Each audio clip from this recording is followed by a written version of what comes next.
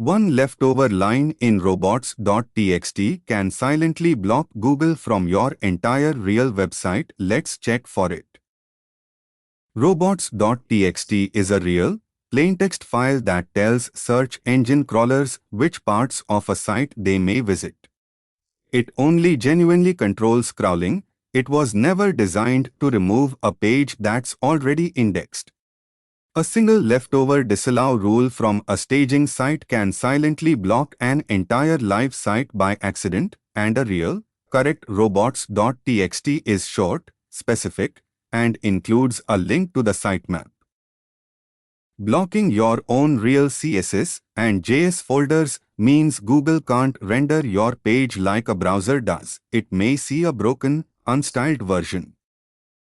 This one real line, often left over from a staging environment, silently blocks Google from crawling absolutely anything on the site.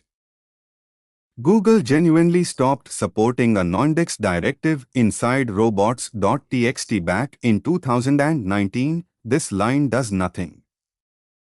This is the real, correct way to remove a page, a meta tag placed directly in that page's own head, not in robots.txt.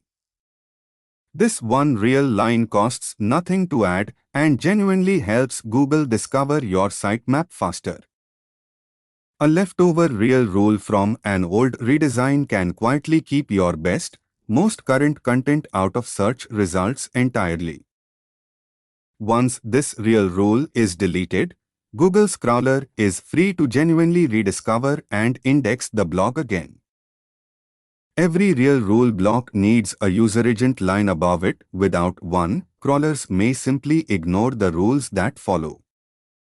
A real, correct robots.txt, specific, minimal, and pointing crawlers to the sitemap, nothing more, nothing accidentally blocked. Next, the schema markup that gets your results real stars and extras in Google.